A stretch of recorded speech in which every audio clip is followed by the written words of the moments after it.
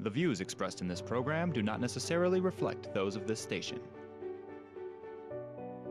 Welcome to Insights into Northeast Michigan, a WBKB News public affairs program. Insights deals with the issues affecting those in the community as well as Northeast Michigan and the state. And now, Insights into Northeast Michigan. Welcome to another episode of Insights. I'm your host, Lauren Mixon. Today we'll be discussing drug use here in Northeast Michigan. I'm here with Trooper Ashley Simpson, and she's going to answer some questions for us from the law enforcement standpoint about drug use and abuse here in the area. Hi, Trooper Simpson. How are you today? I'm good. How are you? I'm doing pretty good. So I have some questions here because we know this is a big problem, and we kind of talked about this last time we met. So I would love to get some insight from your perspective of what you see when you're out and about every day. So the first question I want to ask you is, how common is drug use here in Northeast Michigan? A lot of times people here in Northeastern Michigan, they don't believe that we have the drug problem that we do. And it was presented to me by a fellow coworker as to if we were to sit in a community place and just have a conversation, and we asked the simple question of how many of you know somebody who's affected by addiction, whether it be drug or alcohol, and can you just raise your hands? Almost everybody knows someone, whether it be their friend, their family member, their neighbor, their best friend's child, their cousin, whoever it might be. So I think it's more prevalent than what people would like to believe. And it's so much around us that it's just difficult for people to really take it in and understand. What are some of the risk factors that we typically see when we're seeing people who may get addicted, people you may not even think would find themselves using? What are some of the risk factors that you see? So the hard part with addiction is that it doesn't have a specific demographic. You can be wealthy, you can be poor, you can be young, you can be old, you could be black, white, purple. I mean, it's just one of those things. It doesn't affect a certain type of person. A lot of times with TV, they show people who are, low income, no money, live on the streets, have all these addictions, issues. However, how do these people pay for it? And that's where we as law enforcement tend to get involved, is that, we have people who are committing breaking and enterings into people's homes. They're committing larceny from their own families. So they're taking their jewelry, they're taking all of their, prized possessions and selling them.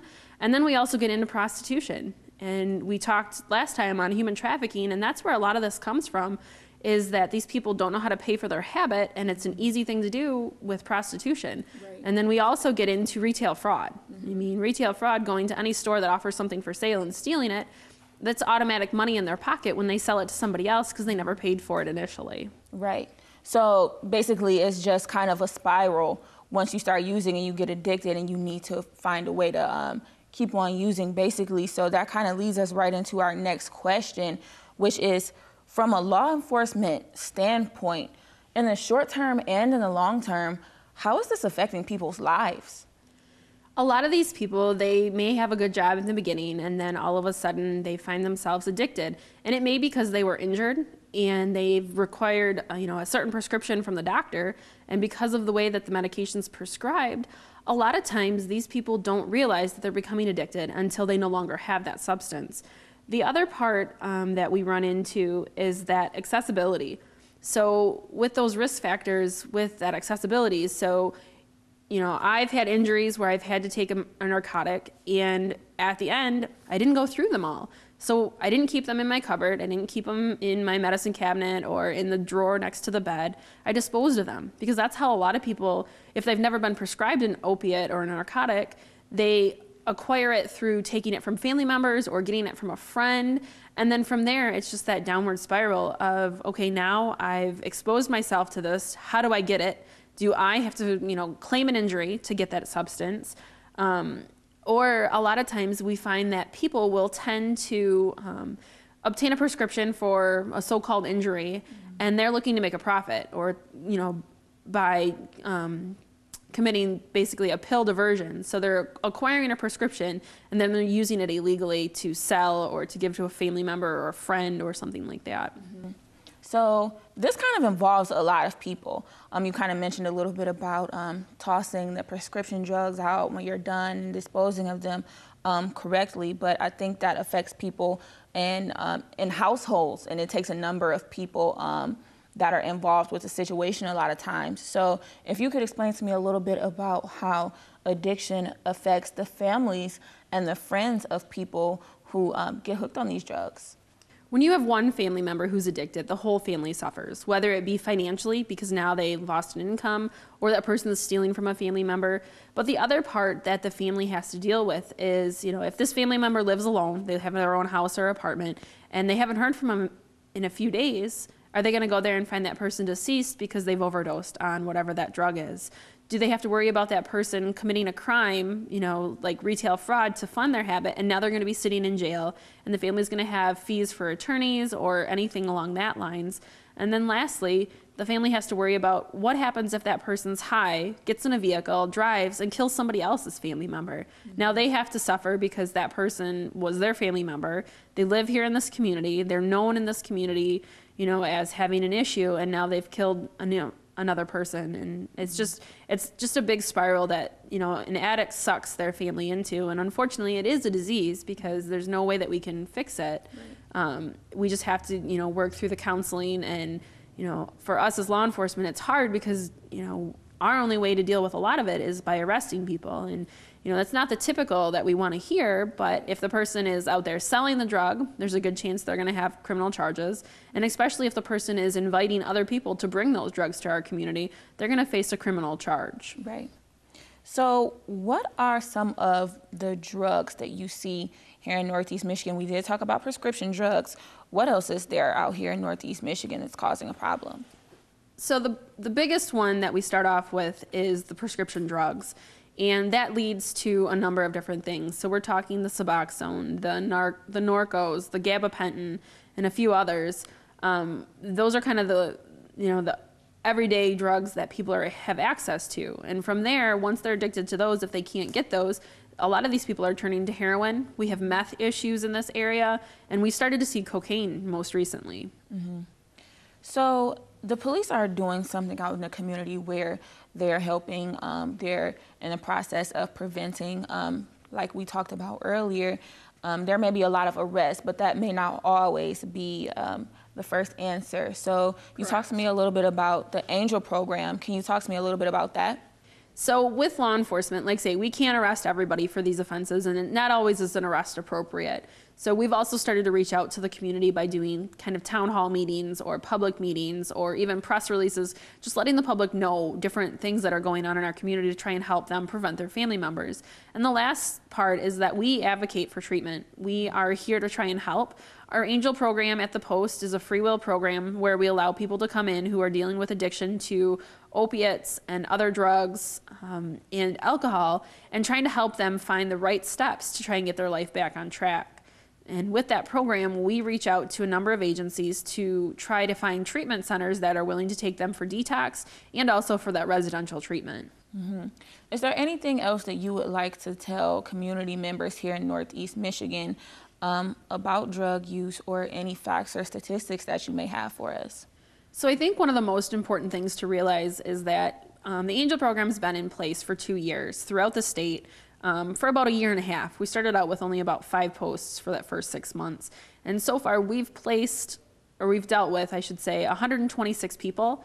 Here locally, we've had 11 people come in to the Post seeking assistance with their treatment, and we were able to place 9 of them. One we couldn't place just due to medical reasons. Their medical illnesses were too severe on top of their addiction.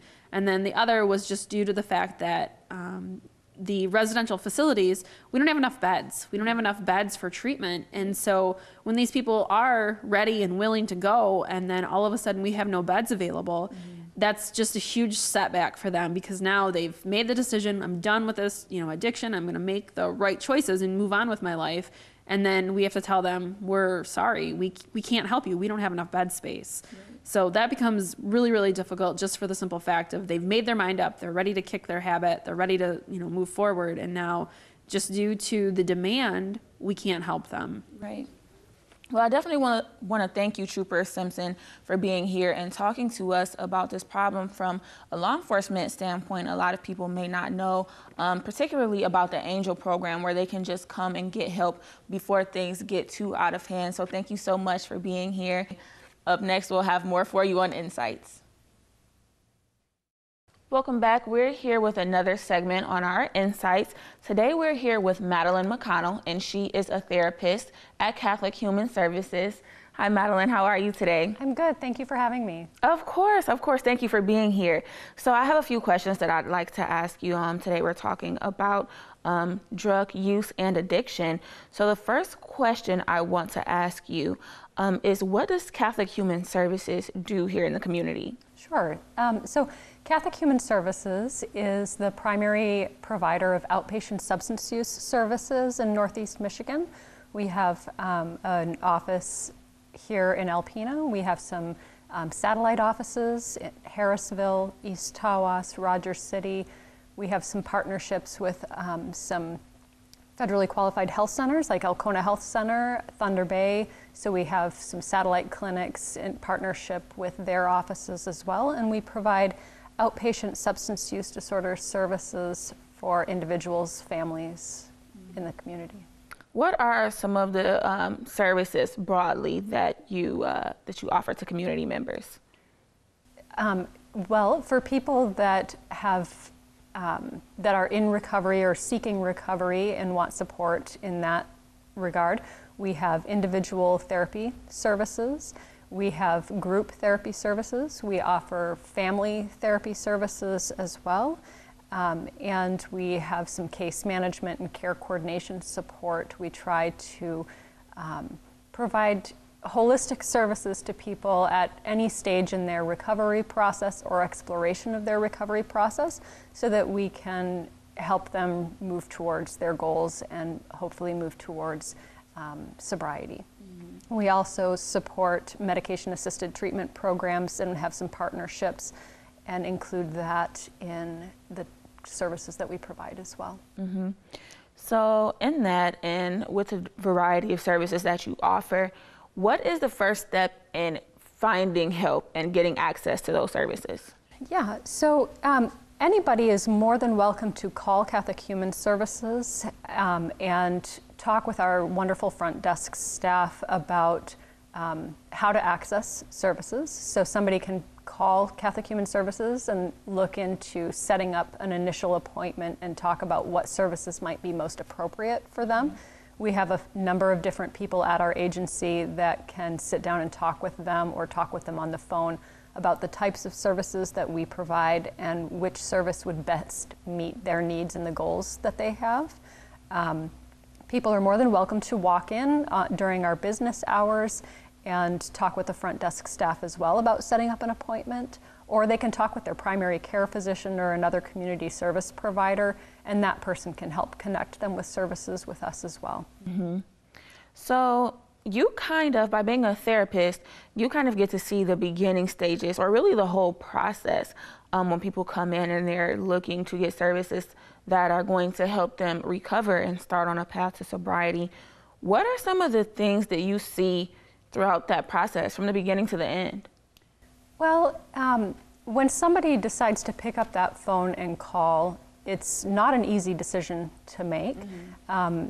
Addiction is a very difficult process and thing for people to deal with, and people call and come to us in many different stages of that addiction. Mm-hmm. So addiction is recognized by the American Medical Association and has been for a very long time as a disease, and it's not a matter of, well, I'm just going to easily decide to stop using this substance today. So we understand and recognize that when people make that call to us, it's usually with some great hesitation or some pressure from either the legal involvement or friends and family members that have concern. So, that initial process is really more of, our door is open, we welcome that person to come in and sit down and talk about what they're dealing with and figure out how we can support them no matter what stage in that recovery process they are in. We do so with non-judgment and with a very welcoming and warm approach, because we want people to just get their foot in the door and get some of those supportive services so that we can help them move forward towards recovery, regardless of whether they're fully ready to commit to that recovery process or not. So we start with an initial assessment. We work with that person on a very person-centered basis to figure out what they want their treatment goals and plan to look like, and which approach is going to most support them to make progress in that, whether that's helping them find some inpatient options, helping them set up services with medication-assisted treatment as an option, or getting into an individual therapy process to get that started as well. I like what you said there about people having a little bit of hesitation when they first come in, because trying to recover from an addiction, that's not an easy process by any means. So could you talk to me a little bit about maybe some of the fear and the hesitation that people have when they come in? Sure. It's scary to reach out and ask for help when you have an established pattern of use of a substance for a period of time. Substance use changes how our brain functions and different processes in our brain. It makes it very difficult to think about not having what's been created as a new baseline, basically. So, you know, it's not a comfortable process to discontinue use of a substance, not only because this is a lifestyle that somebody has been living in for a while, but also physically, it's a very uncomfortable process, because there has been changes in your brain and how your brain is functioning, and when you remove that substance, the brain starts to experience, the body starts to experience the extreme discomfort that goes along with that change. So it's, while people might logically say, well, I want to stop using this substance and I want to make a change and I might want to get help, it's also a very scary thing, because it's a very uncomfortable and long process. So, you know, that initial request for help, whether it's voluntary because somebody recognizes they want that help, or involuntary because somebody else wants them to get that help, is usually filled with a lot of shame, doubt, a lot of fear about what that process is going to look like, and some hesitation to make that change and put themselves in an even more uncomfortable position than they're in. So I really like where you ended that off there, and I actually think that's a great place for us to stop and take a break. So coming up next on Insights, we'll talk more about the services that Catholic Human Services offers. We'll be right back. Welcome back. I'm here with Madeline McConnell from Catholic Human Services, and she's going to talk to me a little bit more about what the organization offers for those who are looking to start the recovery process, or maybe even for some of those who are already in the recovery process. So, Madeline, we talked a little bit about this briefly in our last segment, but let's kind of start from the beginning and kind of walk through some of the things that people may experience and some of the different programs that you offer. So when a person walks through the door at Catholic Human Services, or they make that phone call and they say, you know what, I'm ready to commit, I'm ready to change my life, what's the first step that people usually encounter when they come in and they are ready to make that change? So when somebody calls to set up services, they are set up with an initial assessment so that they can meet with a therapist and talk through what their history has looked like and what it is that they're looking for in services, and so that we can get that therapeutic process started. So they come in, they're set up with an appointment to meet with their therapist and have that individual session, and follow that up with a treatment planning session so that they can work together to create a treatment process that really is specific to that person's needs and what's going to work best for that person. So, you know, that's the first process to get in and get started with that therapy process. They have access to additional services at Catholic Human Services to help them meet different goals that they might have. We have a range of different things in addition to therapy that we offer at Catholic Human Services. We have some case management support, so individuals that are participating in their counseling services with Catholic Human Services can access case management support to help with some of the additional barriers that they might be experiencing in their life that aren't quite touched on in the therapy process. So for example, if somebody is struggling with employment or housing, needs a little bit of extra support filling out some of those applications, maybe wants to do some skill building on building healthier social connections and accessing different resources in the community, filling out a Social Security application. Case management can really help support a wide range of different needs, and we have that service available to our clients as well. We have different programs at Catholic Human Services. We have a Family Recovery Care Team. Family Recovery Care Team is a partnership with Department of Human Services and several other service organizations in our area. So we offer care coordination, additional support, very similar to some case management type services for families in our community that are involved in the child welfare system and have a substance use concern, and additional families that might not be involved in the child welfare system but want a little bit of extra support navigating some of the different resources and services and getting support for their family through their recovery process. We have medication-assisted treatment partnerships. We work with Freedom Recovery Center and their medication-assisted treatment services to support people that need that medication component as part of their recovery from different substances. We have a partnership with Alcona Health Center where we also provide individual counseling services in partnership with them and medication-assisted treatment through that program as well. We work with Thunder Bay clinics and provide our individual substance use specific services with Thunder Bay. So we've really tried to integrate the care that we provide across all agencies to make it as easy as possible for people to access services in whatever way they can get into those and access them most comfortably. We have a new partnership with the jail. It's not necessarily new. They've been very supportive of our services for a long time, but we're working with them to better support our inmate population and help the individuals that are currently incarcerated and struggling with a substance use concern or have a history of that to get set up with the services that they need so that their release is more successful and they have quicker access to services. We have some family support services that we have at our agency, Wraparound in partnership with Community Mental Health and Department of Human Services, and some different in-home programs that those services offer. And we have Up North Prevention, which does a lot of our preventive work in the area in the school systems, different training and education programs.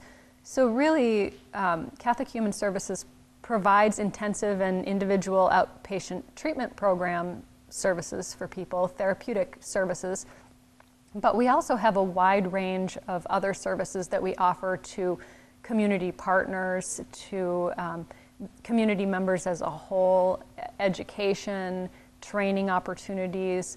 Our goal is just to really support people in recovery and enhance people's understanding of addiction, address a lot of the misconceptions and myths that people still have about addiction and recovery and what that looks like.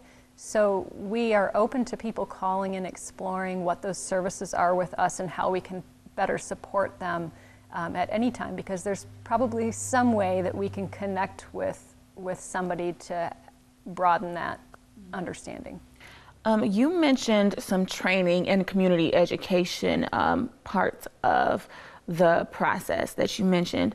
What are some of those trainings? What do they look like for the community? So we've got some great grants that have come into us that have allowed us to broaden how we provide training and education and support in our areas.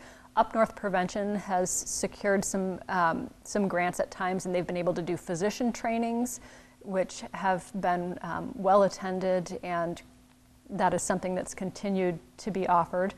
We also have the Michigan Health Endowment, which funds our family recovery care process, and that's opened our ability as well to provide additional training, not only to community members, but to therapists as well, so that the therapists in the area have more tools to support people in recovery and people that have struggled with trauma.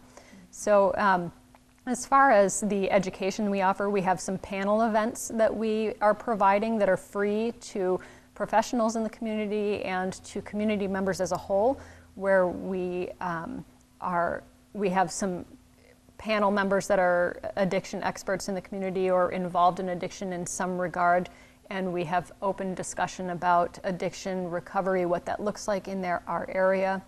We can tailor specific trainings to community partners or agencies as needed. So if an agency said, you know, we would really like to better understand addiction and recovery or medication-assisted treatment, they can call us and we can design a specific education program to meet their need. We also have academic detailing, which is an initiative that Up North Prevention got us involved in. And academic detailing is more of like a consultation support service for physicians in our area to help support chronic pain patients and individuals that they work with that are prescribed opiate medications, so that we can help partner with those physicians to support their patients in their healing process and accessing the services that they need. And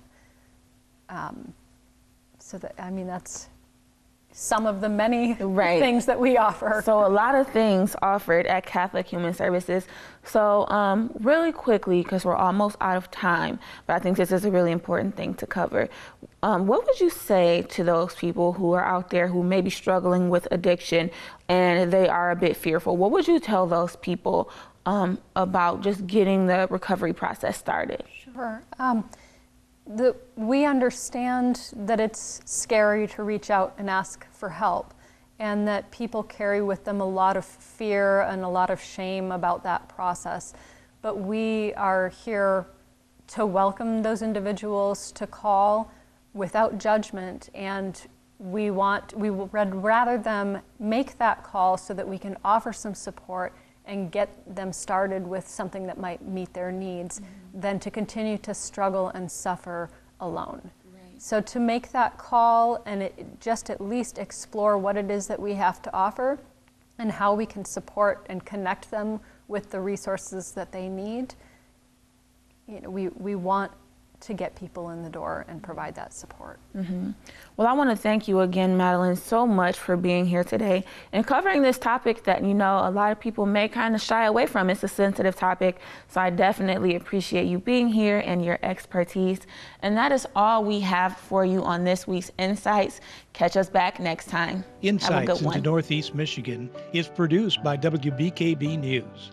If you have any comments, suggestions, or topics you would like to see on a future show, please email WBKB News. This has been a production of Thunder Bay Broadcasting Corporation.